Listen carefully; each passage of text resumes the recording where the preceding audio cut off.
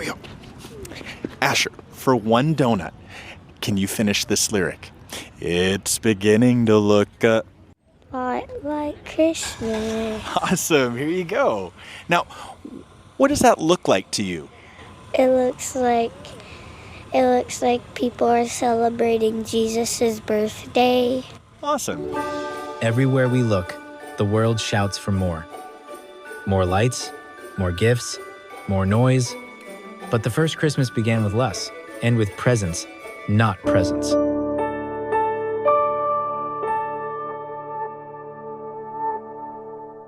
Well, Merry Christmas. Man, we're officially in it, aren't we? It's Christmas time. And you know what? Christmas is one of those times when we love the sights, we love the sounds. So here's a question for you guys. What are some of your favorite sounds that remind you of Christmas? Maybe for some of you, it's the sleigh bells jingling. Or maybe it's just the Christmas carols. Or maybe that one Christmas carol that you've been waiting all year to hear. For others of us, maybe it's not the sound, but that silence and that peacefulness of watching the snow fall outside. Maybe it's kids laughing as they tear into their presents on Christmas morning. Man, those are all sounds that we just love. And you know, those are the sounds that they make the movies. But you know what? If we're honest with ourselves, there's a whole nother set of sounds underneath those. And that really kind of drive us, the actual soundtrack of the season. And maybe not the sound of sleigh bells, but this sound of urgency, this clock, tick-tock, tick-tock. It's only like 18, 19 more shopping days till Christmas. And I haven't even bought the Christmas cards yet. The lights aren't up yet. Man, we don't have much time. Man, I'm already behind. Maybe it's the sound of consumption. That ding of the notifications on your phone of every retail app you've ever downloaded saying, ping, buy now before it's too late, sale ending tonight, get it now. That beep of the card reader as you decide to spend more money than you should. That sound of another Amazon box is showing up on your doorstep. Honestly, man, these are not the sounds that we love to hear about Christmas. And it really starts off as kind of this low hum at about Halloween time, and it just gets louder and louder and louder and louder, to the point like right now it might be a pretty loud roar in your life. It's the noise of more, that we need to do more, that we need to buy more, we need to bake more, we need to post more, we need to be more. And look, the underlying message of the noise of more is this, is that for Christmas to be good, it needs to be more. It needs to be bigger. It needs to be more extravagant. It needs to be loud. It needs to be expensive. It needs to be Instagram worthy. And this is a tension. I know we all feel this tension. We do want peace on earth. We want the version of Christmas that Silent Night sings about. But there are times when this noise of more just drowns everything out. So that's what we're going to do over these next few weeks, is we're going to try to hit the pause button on these noises that seem to drown out the noises we love about Christmas. We're starting a brand new series called Do You Hear What I Hear? We want to dial down some of these unwanted noises so that we can be tuned in and we could hear that one thing that our souls are really desperate for, that one thing that Christmas is really all about. And so today we're going to start with a very familiar story. And it's in Luke chapter 2. And I know every single one of you have heard this probably 1,000 times. You've probably seen it performed by kids in bathrobes with towels on their heads. And gosh, if you've watched a Charlie Brown Christmas, you've heard Linus recite this over and over and over again. So if you have your Bibles or on your listening guides, if you're joining me online, you can click on the online version. Luke chapter 2, verses 8 through 16. Here's what I'm going to do. I'm going to just read right through this because we're going to take this apart in a pretty good level of detail. So I'm going to read straight through this because I know you've heard this before. But here's the thing. I want you to hear this like you're hearing this and seeing this for the very first time. Because I think we're going to take a different look at it than what you're used to. So Luke chapter 2, verses 8 through 16. And there were shepherds living out in the fields nearby, keeping watch over their flocks at night. An angel of the Lord appeared to them, and the glory of the Lord shone around them, and they were terrified. But the angel said to them, "Do not be afraid. I bring you good news that will cause great joy for all the people. Today, in the town of David, a Savior has been born to you. He is the Messiah, the Lord. This will be a sign to you. You will find a baby wrapped in cloths and lying in a manger." Suddenly, a great company of the heavenly hosts appeared with the angel, praising God and saying, "Glory to God in the highest heaven, and on earth peace to those on whom his favor rests."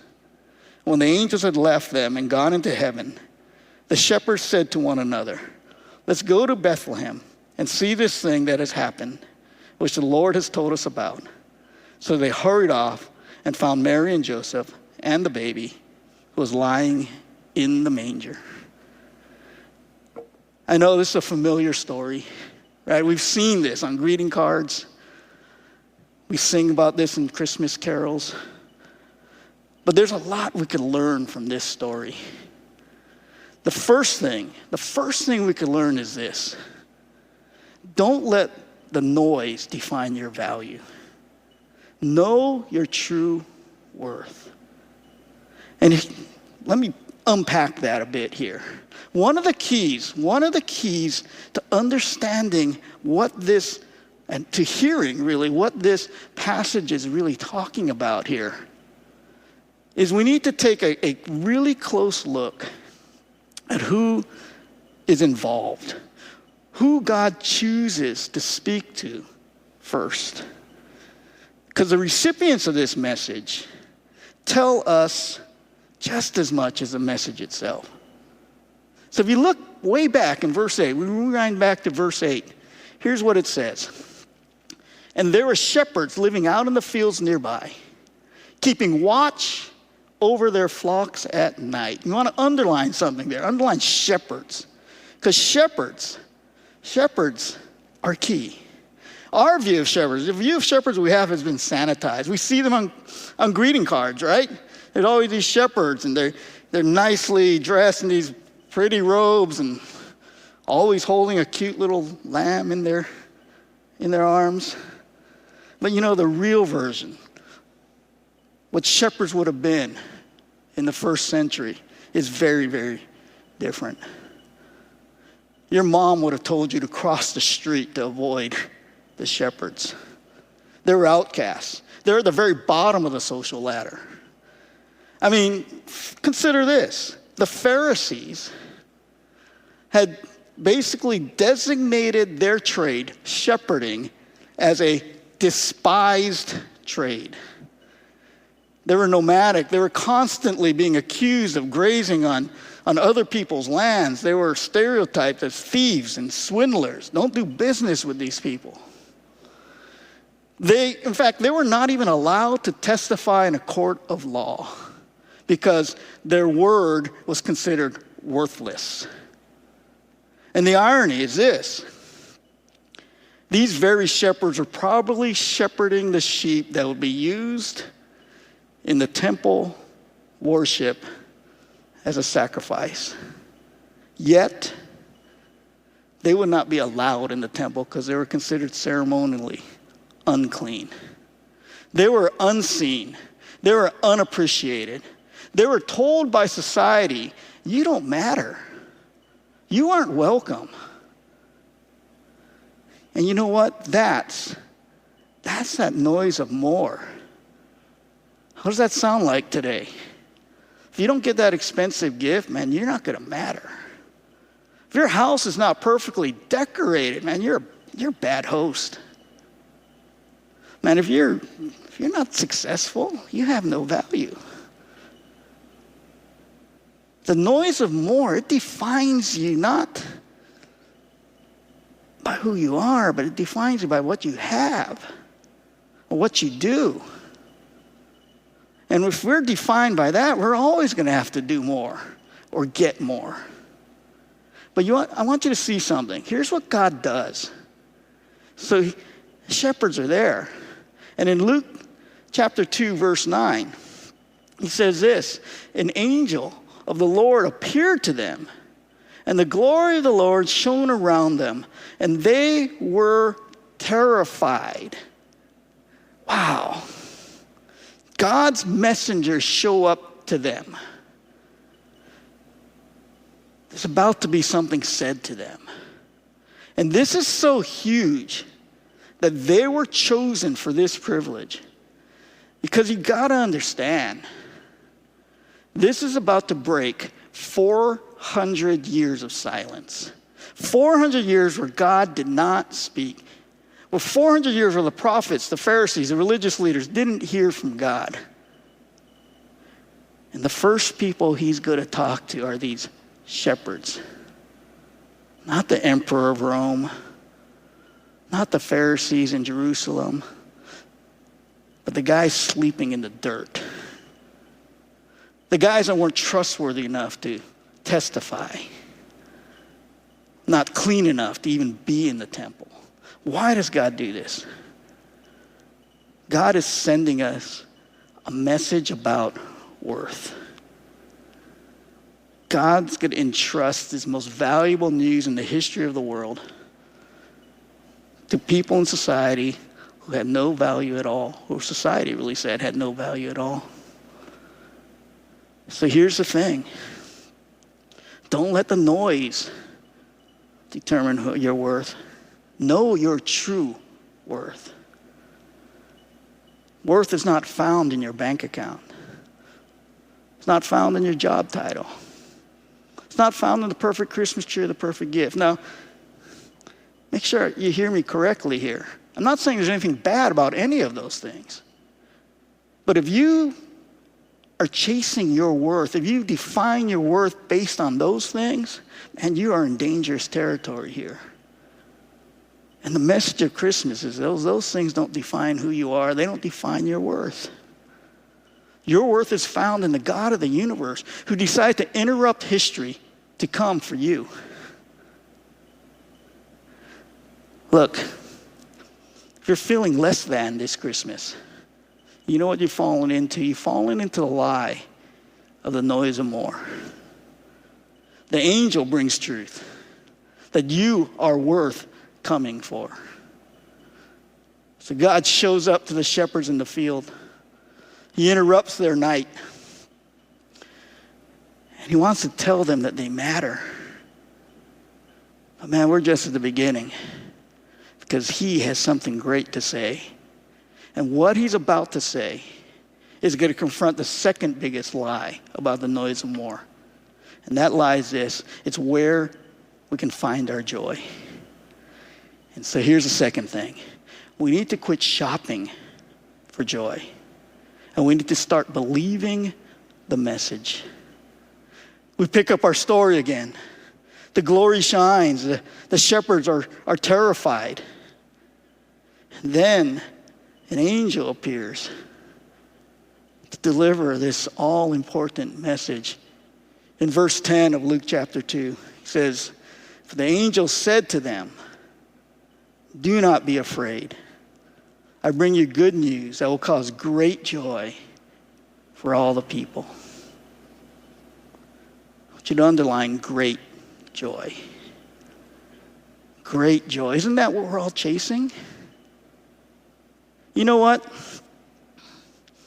I've got this shocking statistic for you. You know how much the United States spends on Christmas or is projected to spend on Christmas this year? $994 billion. That is just short of $1 trillion. A trillion with a T. That is $1,000 for every man, woman, and child in this country.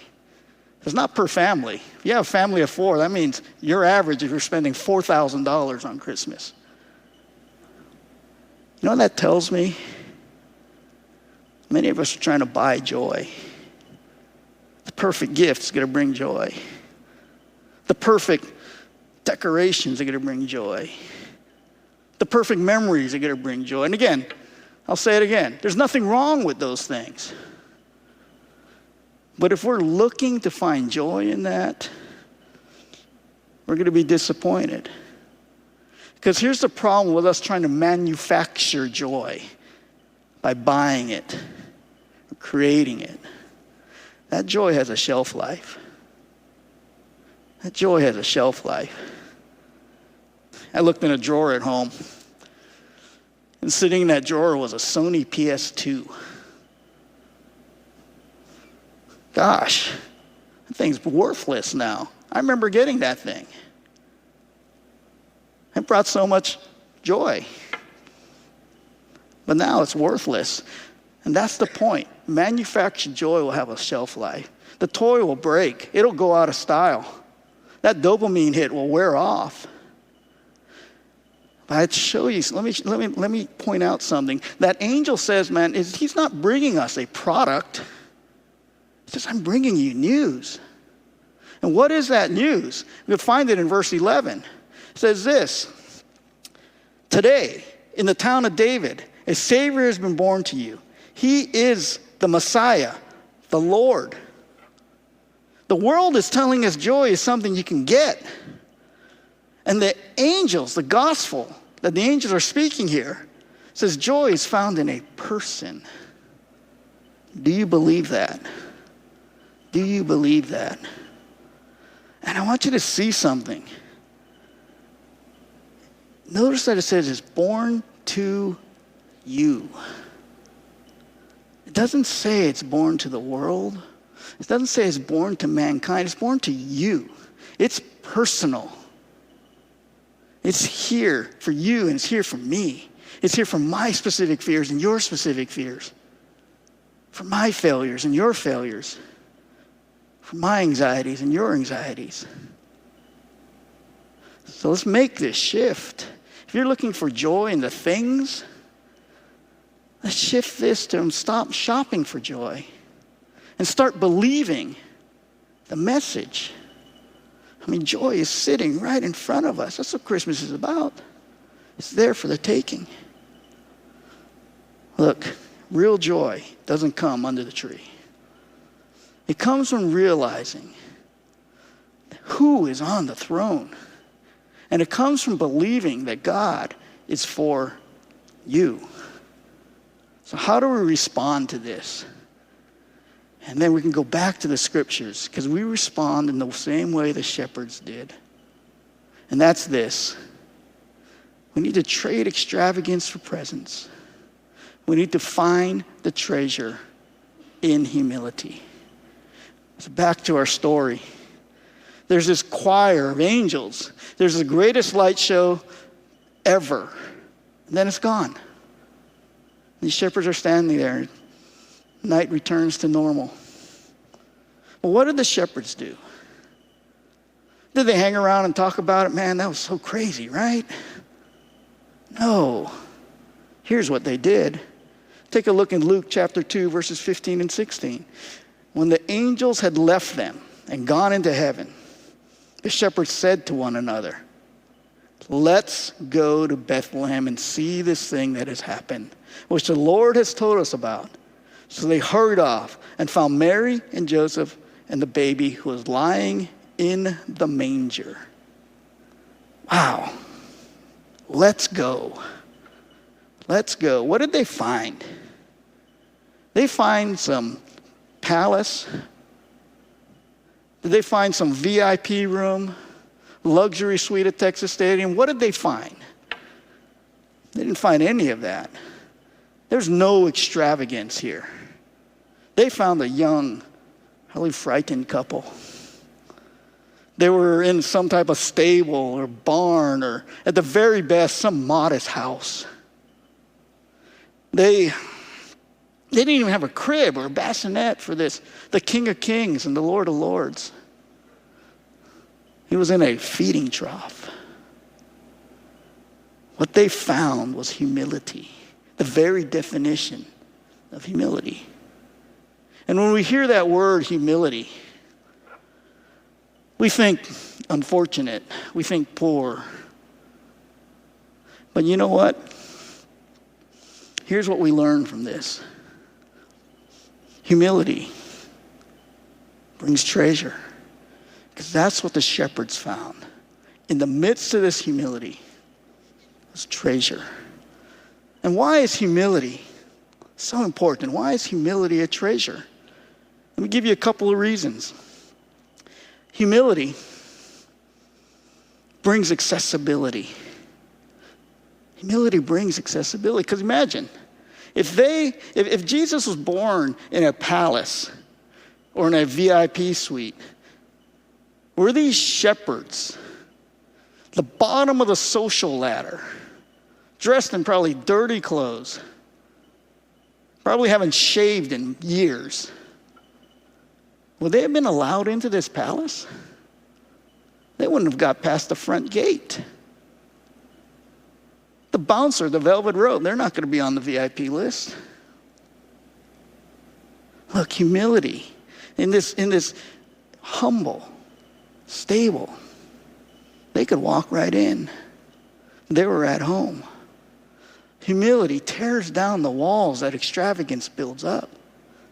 God is reachable. Here's the second thing humility does. Humility creates authenticity. Look, you walk into a black tie dinner where in your rented tuxedo or your evening gown, and gosh, you're going to have to straighten your tie. You're going to have to check your posture, make sure your hair's in the right place. You're going to have to put on an act like you belong there. It becomes a performance, doesn't it? Walking into the stable, shepherds didn't even have to change clothes. They didn't have to get cleaned up. They could just be who they are, and they could just be there. Humility creates accessibility. Humility creates authenticity. Look, God wrapped the greatest treasure the world has ever seen in the humblest and most humility-filled packages. Why? So you and I can unwrap it. The true message of Christmas is that it's not about the spectacle. It's not about the extravagance. It's about the presence. And it's all about the fact that God is here and is here for all people. And the true treasure in all of this is his presence. He showed up in humility to invite us into his presence. So I want to stress this. Don't miss him because you're too busy trying to be impressive. Trade your extravagance for his presence and find that treasure in humility.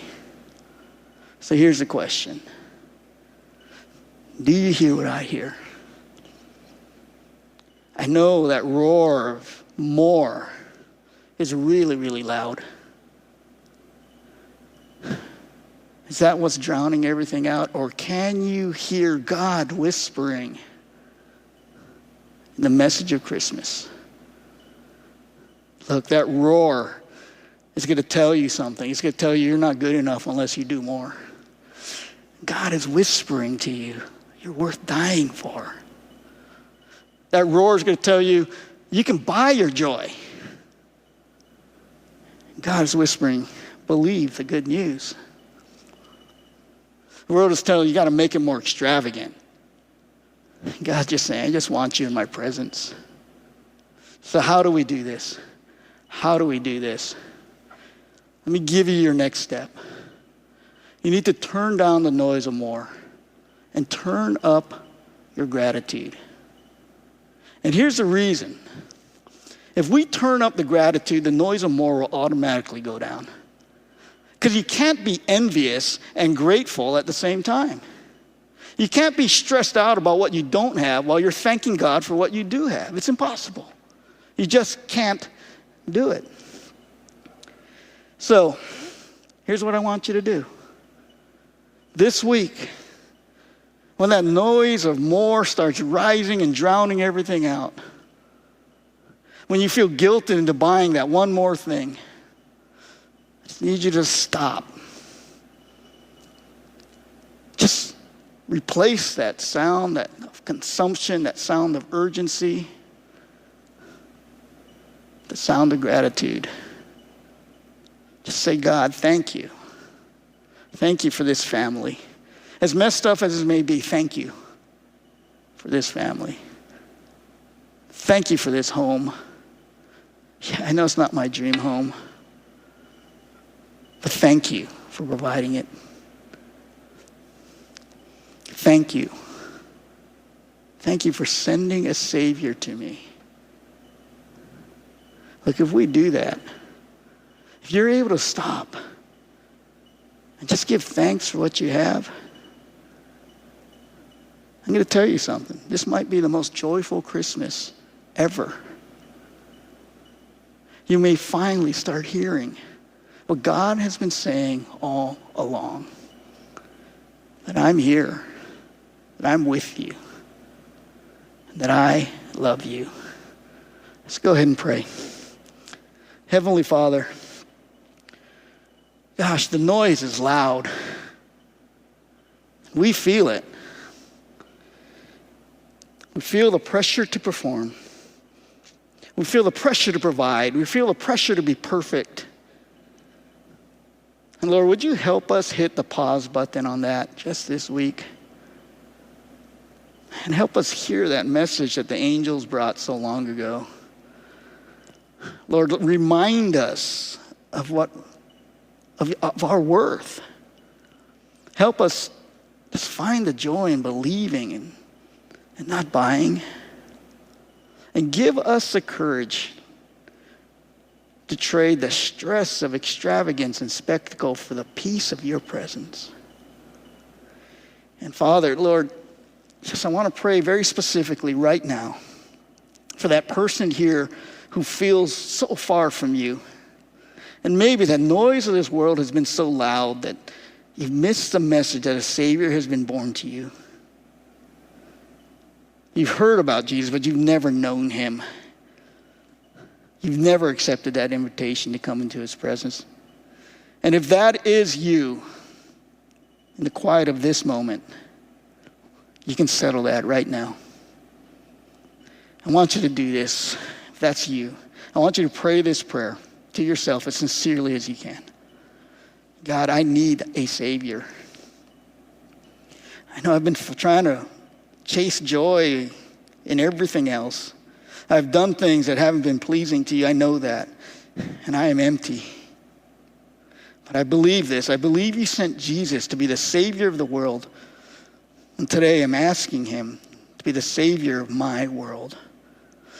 I know Jesus died on a cross for my sins, and he restores my relationship with you. That he rose from the grave 3 days later, proving that he is God, that baby in a manger was God in the flesh, that he is present. So Lord, forgive me and cleanse me.